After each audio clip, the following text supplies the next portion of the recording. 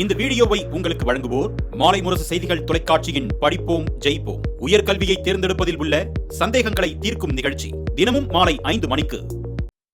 வணக்கம். மாலை முரசு செய்திகளை விரிவாக பார்ப்பதற்கு முன்பாக முதல் தலைப்புச் செய்திகளை பார்க்கலாம். காங்கிரஸ் கட்சியின் மூத்த தலைவர் குமரி ஆனந்தன் காலமானார். உடல்நலக்குறைவு காரணமாக சென்னை தனியார் மருத்துவமனையில் அனுமதிக்கப்பட்டிருந்த நிலையில் நள்ளிரவில் உயிர் பிரிந்தது.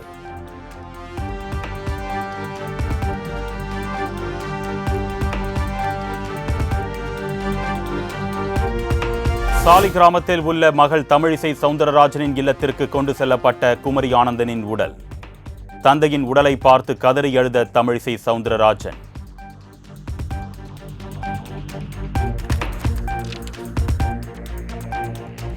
இந்திய மொழிகள் அனைத்தும் ஆட்சியாளர்களின் அவையில் ஒலிக்க வேண்டும் என்று உரக்க குரல் கொடுத்தவர் குமரி ஆனந்தன். 5 முறை எம்எல்ஏ, 1 முறை நாடாளுமன்ற உறுப்பினராக பொறுப்பு வகித்தவர்.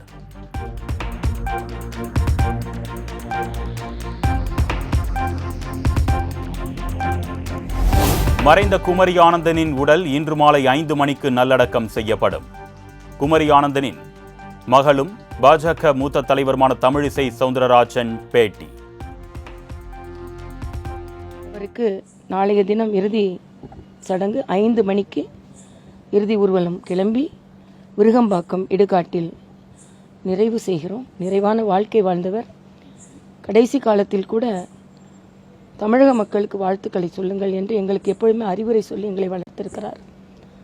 நேரடியாக தந்தை என்று இருந்ததை விட நாட்டுக்கு ஒரு தொண்டன் என்ற வகையிலேயே அவரது வாழ்க்கை இருந்திருக்கிறது. உங்கள் அனைவரின் சார்பிலும் உங்கள் சகோதரியாக அவரின் ஆன்மா சாந்தி அடைய வேண்டும் என்று பிரார்த்தித்து, ஒரு நல்ல மனிதர், நேர்மையான மனிதர், அரசியலுக்காக எந்த வகையிலும் தனது கொள்கையை விட்டுக் கொடுக்காதவர், நேர்மையை விட்டுக் கொடுக்காதவர்.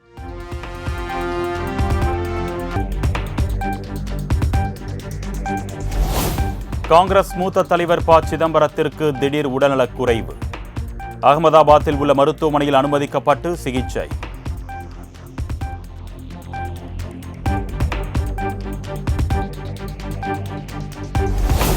மருத்துவமனையில் அனுமதிக்கப்பட்டுள்ள ப. சிதம்பரத்தின் உடல்நிலை குறித்து கேட்டறிந்தார் முதலமைச்சர் மு.க. ஸ்டாலின்.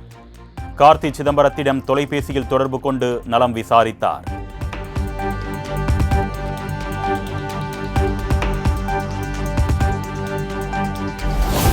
நான் தற்பொழுது நலமுடன் இருக்கிறேன். மருத்துவமனையில் அனுமதிக்கப்பட்ட நிலையில் உடல்நிலை குறித்து ப. சிதம்பரம் எக்ஸ் தளத்தில் பதிவு.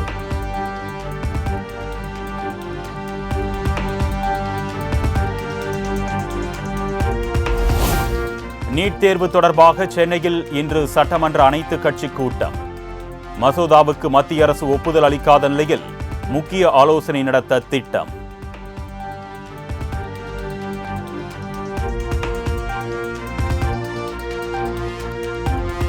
நீட் தேர்வு தொடர்பான சட்டமன்ற அனைத்து கட்சி கூட்டத்தை அதிமுக புறக்கணிப்பதாக எடப்பாடி பழனிசாமி அறிவிப்பு. திமுக அரசு நடத்தவுள்ள சட்டமன்ற அனைத்து கட்சி கூட்டம் நாடகம் என்றும் விமர்சனம்.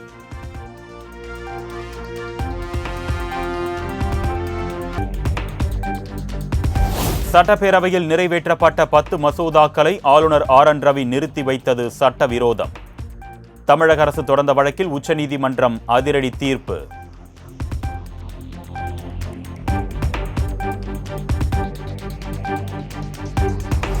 ஆளுநர் செயல்பாடு அரசியலமைப்பு நோக்கத்திற்கு எதிராக இருப்பதாக உச்சநீதிமன்ற நீதிபதிகள் அதிருப்தி. பேரவையில் நிறைவேற்றப்பட்ட மசோதாக்களை நிராகரிக்க ஆளுநருக்கு வீட்டோ அதிகாரம் இல்லை என்றும் தீர்ப்பு.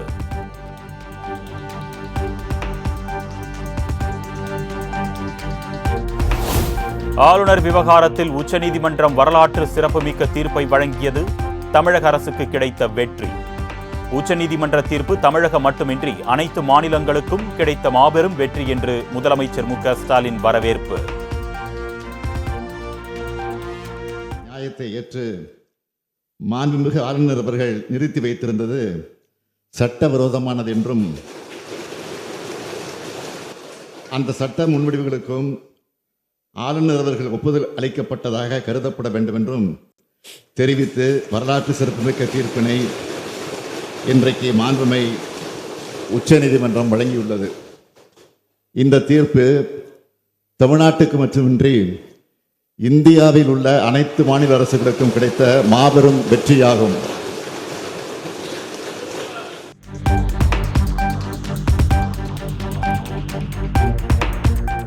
ஆளுநருக்கு எதிரான வழக்கில் உச்சநீதிமன்றத்தின் தீர்ப்புக்கு கேரள முதலமைச்சர் பினராயி விஜயன் வரவேற்பு. மக்களின் விருப்பத்தை தடுக்க ஆளுநர்களின் அரசியல் தலையீடுகளுக்கு எதிராக ஒரு வலுவான தீர்ப்பு என்றும் கருத்து.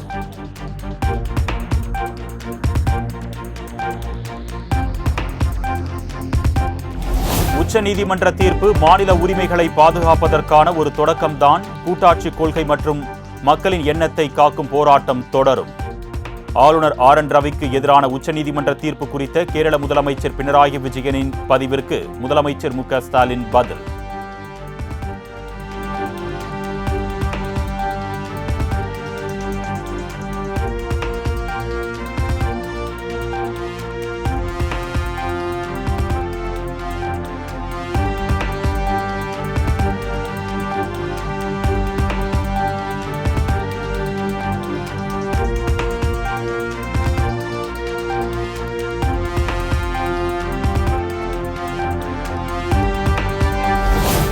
தமிழ்நாடு ஆளுநர் RN ரவி விரைவில் மாற்றப்படுகிறாரா? மத்திய உள்துறை அமைச்சகம் ஆலோசனை நடத்தி வருவதாக தகவல்.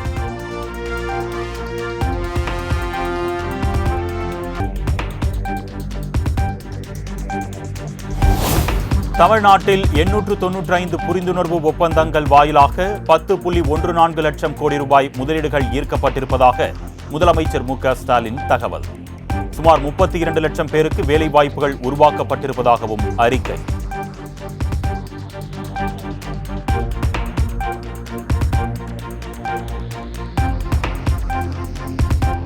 காவி உடை அணியாமல் கருப்பு சட்டையுடன் சட்டசபைக்கு வந்தது மகிழ்ச்சி. அதிமுக MLA-க்களை கலாய்த்து முதலமைச்சர் பேச்சு. எதிர்க்கட்சியாக இருக்கக்கூடிய அதிமுகவினர் இன்று கருப்பு சட்டையோடு வந்திருக்கிறார்கள். கருப்பு சட்டை போட்டு வந்ததற்காக நான் என்னுடைய மகிழ்ச்சியை தெரிவித்துக் கொள்கிறேன். நல்ல வேளை காவி உடை வராமல் கருப்பு சட்டை வந்ததற்காக என்னுடைய அளவு கடந்த மகிழ்ச்சியை தெரிவித்துக் கொள்கிறேன்.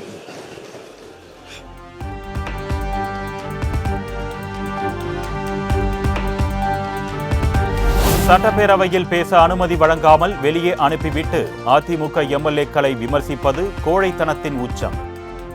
எதிர்க்கட்சித் தலைவர் எடப்பாடி பழனிசாமி கண்டனம். எந்த விதத்தில் நியாயம்? ஒரு சர்வாதிகார போக்கு. சட்டப்பேரவைத் தலைவர் ஒருதலைபட்சமாக நடந்து கொள்கிறார். கோழைத்தனமாக முதலமைச்சர் கோழைத்தனமாக திட்டமிட்டு அனைத்து இந்திய அண்ணா திராவிட முன்னேற்ற கழக உறுப்பினர்களை வெளியேற்றிவிட்டு வேண்டுமென்றே எங்கள் மீது கடுமையான விமர்சனத்தை பதிவு செய்கின்றார்களே, எந்த விதத்தில் நியாயம்?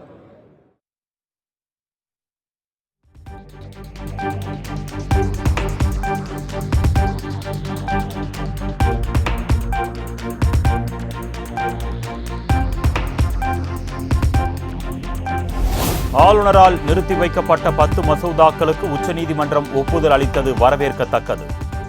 மாநில தன்னாட்சிக்காக குரல் கொடுப்பது தவேகாவின் கொள்கை நிலைப்பாடு என்றும் அறிக்கை.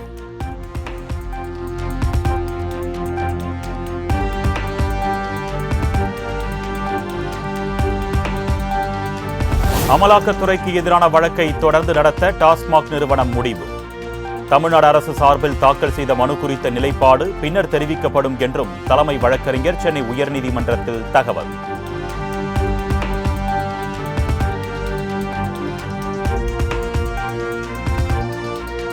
டாஸ்மாக் தொடர்பான வழக்கை திரும்ப பெற தமிழ்நாடு அரசுக்கு உச்சநீதிமன்றம் அனுமதி. டாஸ்மாக் வழக்கில் உயர்நீதிமன்றம் முதலில் முடிவு செய்யட்டும் என்று தலைமை நீதிபதி சஞ்சீவ் கண்ணா அமர்வு தீர்ப்பு.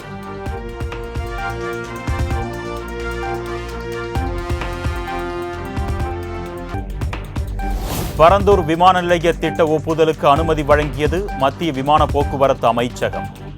4 கட்டமாக பிரித்து 2028ஆம் ஆண்டில் முடிக்க திட்டமிட்டுள்ளதாக தகவல்.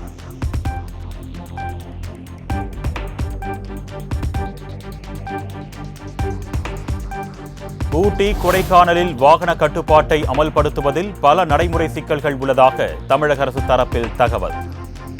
உரிய தரவுகளோடு மனுவாக தாக்கல் செய்ய சென்னை உயர்நீதிமன்றம் உத்தரவு.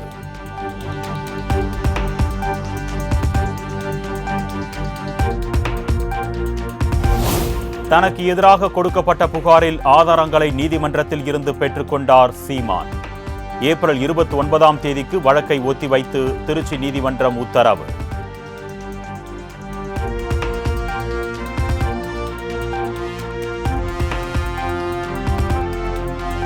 நடிகர் சிவாஜி கணேசனின் அன்னை இல்லத்தில் தனக்கு எந்த உரிமையும் இல்லை. ராம்குமார் தரப்பில் சென்னை உயர்நீதிமன்றத்தில் பிரமாண பத்திரம் தாக்கல்.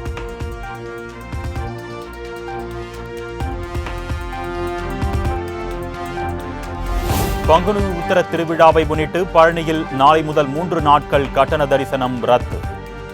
சட்டப்பேரவையில் அமைச்சர் சேகர் பாபு அறிவிப்பு. கட்டண தரிசனம் ஏற்படுத்தப்படுமா என்றால் அவரது கோரிக்கை ஒன்றாக ஏற்றுக்கொள்ளப்பட்டு 10, 11, 12 ஆகிய 3 நாட்களில் இலவசமாக தரிசனம் செய்வதற்கு கட்டண முறை ரத்து செய்யப்படுகின்றது என்பதை இந்த நேரத்தில் தெரிவித்துக் கொண்டு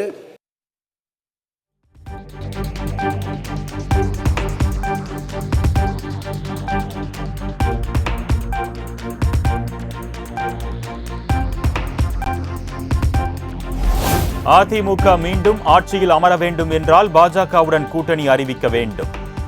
என்னிடத்தில் வாயை கொடுத்து மாட்டிக்கொள்ள வேண்டாம் என்று KP முனுசாமிக்கு சைதை துரைசாமி காட்டமான பதில்.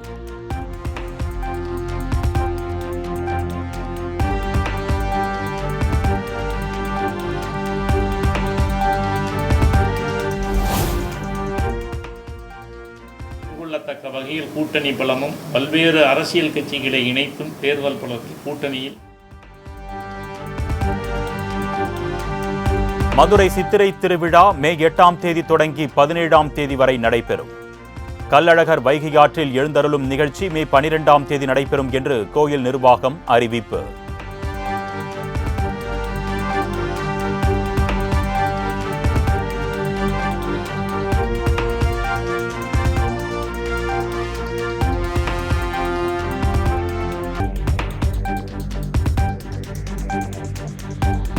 வால்பாறை ரொட்டிக்கடை பகுதியில் வீட்டருகே ஆக்ரோஷத்துடன் பாய்ந்து சென்ற சிறுத்தையால் பொதுமக்கள் அச்சம். குடியிருப்பு பகுதியில் சிறுத்தை நுழைவதை தடுக்க உரிய நடவடிக்கை எடுக்க வேண்டும் என்று வனத்துறைக்கு கோரிக்கை.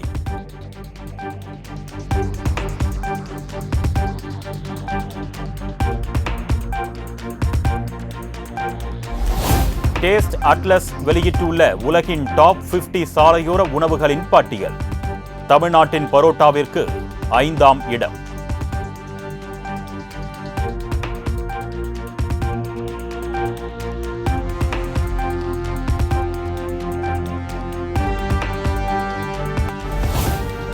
புதுக்கோட்டை அருகே ஒளியநாயகி அம்மன் கோயில் பங்குனி திருவிழாவையொட்டி பாரிவேட்டை கோலாகலம்.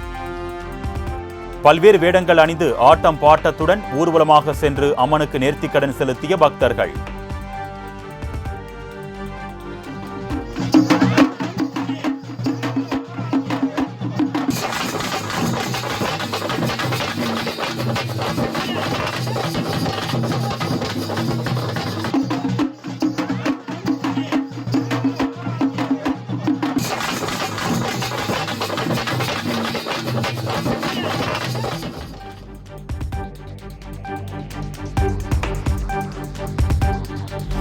வங்கக்கடல் பகுதிகளில் நிலவும் ஆழ்ந்த காற்றழுத்த தாழ்வு பகுதி இன்று ஆழ்ந்த காற்றழுத்த தாழ்வு பகுதியாக மாற வாய்ப்பு. நாளை மத்திய வங்கக்கடல் பகுதிகளில் படிப்படியாக வலுவிழக்கக்கூடும் என்றும் வானிலை ஆய்வு மையம் தகவல்.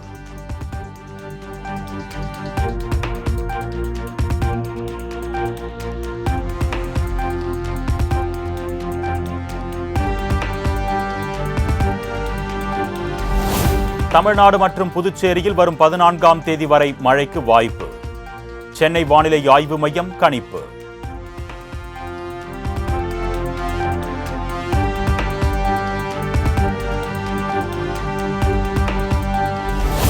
குடியரசுத் தலைவர் ஒப்புதல் அளித்த நிலையில் அமலுக்கு வந்தது வக்ஃப் வாரிய திருத்தச் சட்டம்.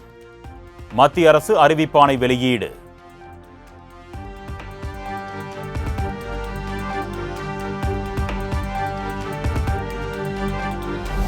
வக்ஃப் வாரிய சட்ட திருத்தத்திற்கு எதிரான வழக்கு உச்சநீதிமன்றத்தில் 16ஆம் தேதி விசாரணை.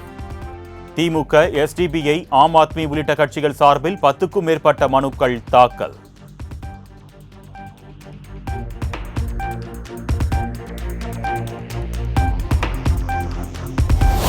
இந்தியா மெதுவாகத்தான் முன்னேறும் என்று நினைத்தார்கள், ஆனால் இரட்டை வேகத்தில் முன்னேறுகிறது. இந்தியா வேகமாக முன்னேறும், எதற்காகவும் தளராது என்று தனியார் நிகழ்ச்சியில் பங்கேற்ற பிரதமர் மோடி பேச்சு.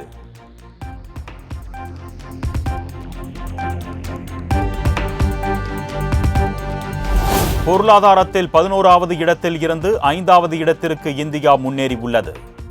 3வது இடத்திற்கு நிச்சயம் உயர்வோம் என்று பிரதமர் மோடி நம்பிக்கை.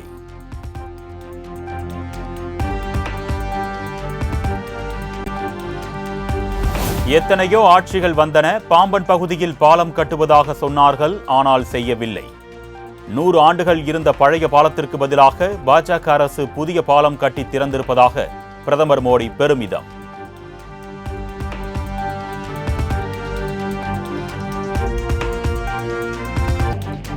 உத்தரப்பிரதேசத்தில் ரீல்ஸ் மோகத்தால் தண்டவாளத்தில் படுத்த இளைஞர். ரயில் கடந்து சென்ற வீடியோ இணையத்தில் வைரல்.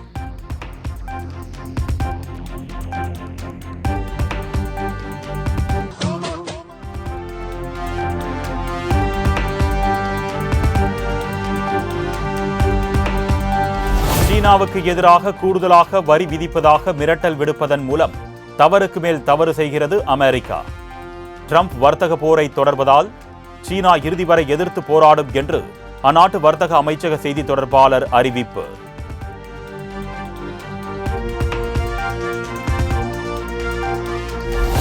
அமெரிக்காவின் அலாஸ்கா விமான நிலையத்தில் ஆண் அதிகாரிகள் சோதனை என்ற பெயரில் ஆடைகளை கழற்ற கட்டாயப்படுத்தியதாக தொழிலதிபர் ஸ்ருதி சதுர்வேதி குற்றச்சாட்டு.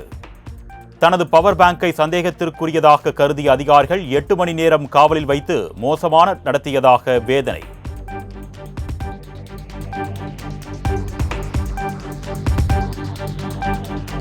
IPL கிரிக்கெட் தொடரில் லக்னோ சூப்பர் ஜெயின்ஸ் அணி வெற்றி. 4 ரன்கள் வித்தியாசத்தில் கொல்கத்தா நைட் ரைடர்ஸ் அணியை வீழ்த்தி அசத்தல்.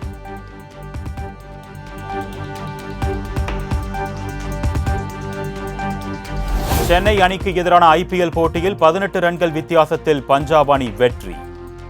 சென்னை அணியின் தொடர் தோல்வியால் ரசிகர்கள் அதிர்ச்சி.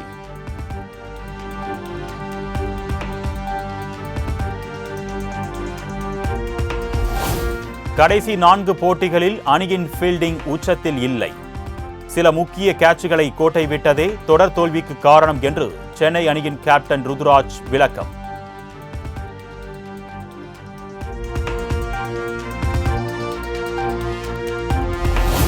IPL கிரிக்கெட் தொடரின் இன்றைய லீக் ஆட்டத்தில் குஜராத், ராஜஸ்தான் அணிகள் பல பரீட்சை.